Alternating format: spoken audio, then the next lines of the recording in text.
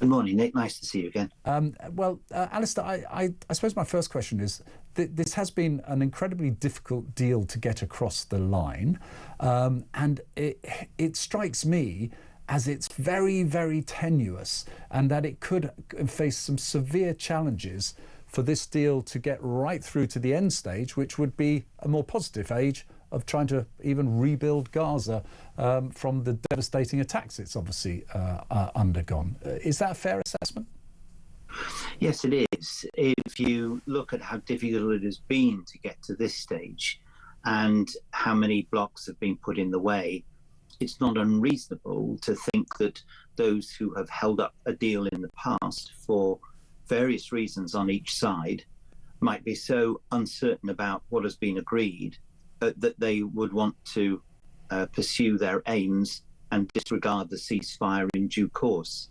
But balancing that is firstly the incredible weariness of those involved in a conflict, which often leads to the end of the conflict, the horror on both sides, the horror of Israeli families after October the 7th and waiting for the return of their loved ones, the massive destruction in Gaza that has devastated it and killed tens of thousands, the pressure on those who lead in both Israel and amongst the Palestinians is intense to stop what has been happening, return the hostages, end the bombing of Gaza. And those pressures have combined now, after so long, to create the agreement. But those who perpetuated the conflict, kept it going when there was a potential deal on the table, have not gone away.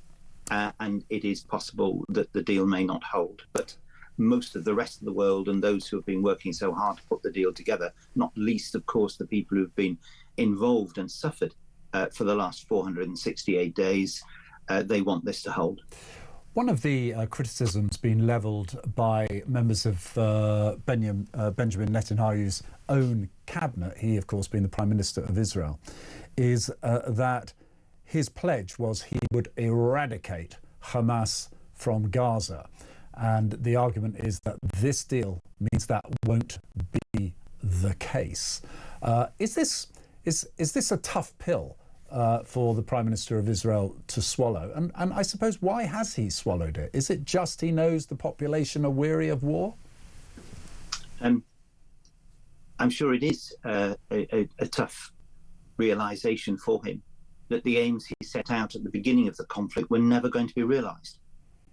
Virtually every commentator outside Israel told Prime Minister Netanyahu that his aim of destroying Hamas completely was unlikely because you could kill a number of those who've been involved in the terrorist attack, and you could kill a number of those who are militants, but you couldn't kill the ideology behind Hamas. And the likelihood of recovering all the hostages by force of arms was also unlikely. And that has proved the case.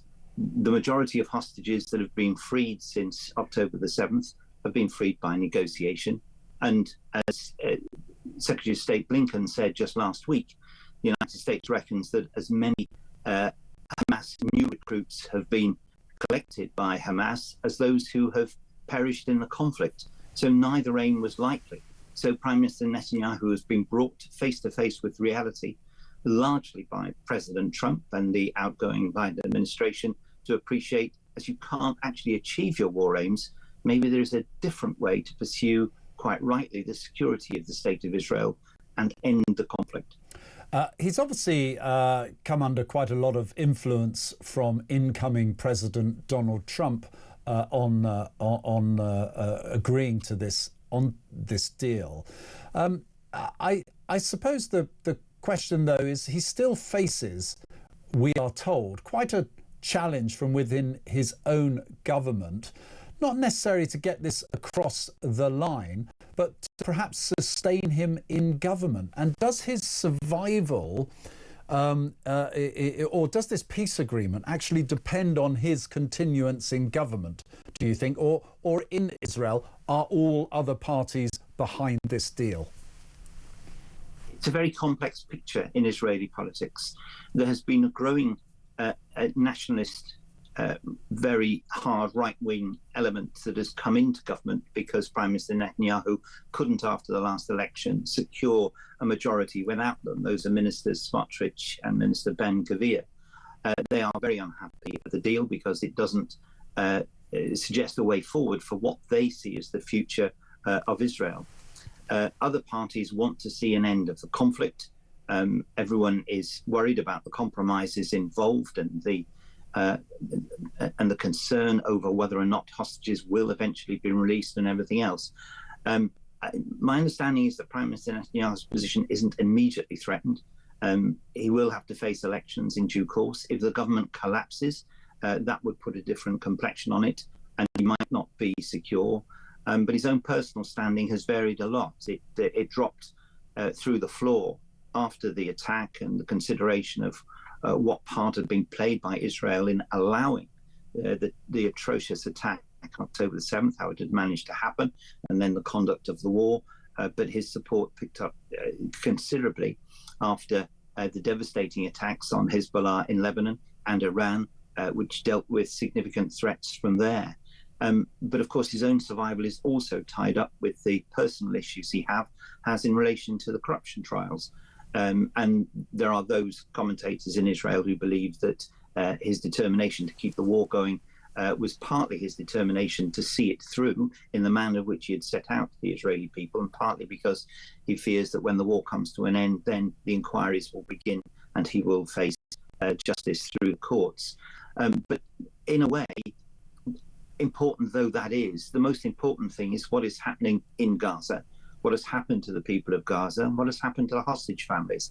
And at the moment, that should dominate all our thoughts. That's what the effort has been in the past few weeks by the negotiators of the US, Egypt and Qatar to get where we are.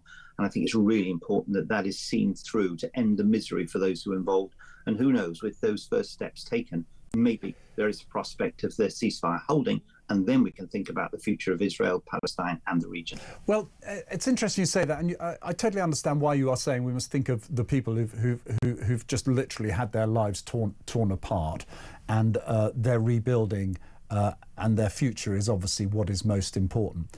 Just the first question I've got around that is there anything in this ceasefire that acknowledges that at the end of it, Israel could still have a neighbour that is a serious threat to it?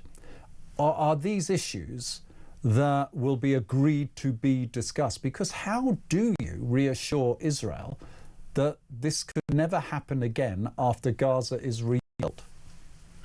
I think those issues are next.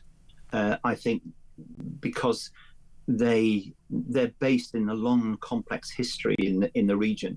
Trying to settle them at the same time as the ceasefire was going to be very unlikely. But everyone knows that they are the next things to be considered for just the point that you have raised. Everyone deserves security. The people of Gaza need to know that after this is not the first incursion into Gaza, after many years of attacks on Gaza, they need to know that they're safe. And Israel, quite rightly, has to know that there is no likelihood of a return to October the 7th. But what is worth posing to people in the region is Israel's security determined by preventing a Palestinian state, which quite obviously has been the government's policy for as long as Prime Minister Netanyahu has been there, has not delivered security to the people of Israel at all. So maybe there's another way. Maybe it is the way set out by Foreign Minister Safadi of Jordan at the UN in September, saying there are 57 Arab states ready and determined to protect Israel and ensure its safety behind a border next to a Palestinian state. And the cry has always been a safe and secure Israel next to a secure and viable Palestinian state. That hasn't been tried. Maybe that's a way to get the security that everyone is looking for, rather than go back to where we've been and absolutely ensure that the embers of conflict will rise again. There are calculated to be some 17,000 orphans in Hamas. Where are they going to go in 10 years' time if the politics haven't been resolved? It's time to try something different. And is it important that when it comes to the reconstruction and indeed any next stage agreements that are worked up dealing with security in particular are owned by the region rather than dominated by the West. That's absolutely right, Nick.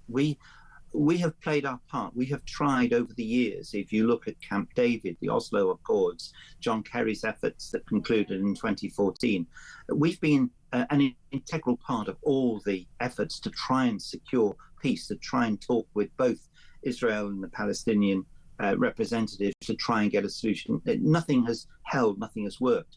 What has changed over the years is the rise of the Gulf states in particular to join the older Arab states of Egypt and Jordan, who've always had a keen interest in what has happened, and indeed, of course, have had their own peace agreements with Israel for a long time.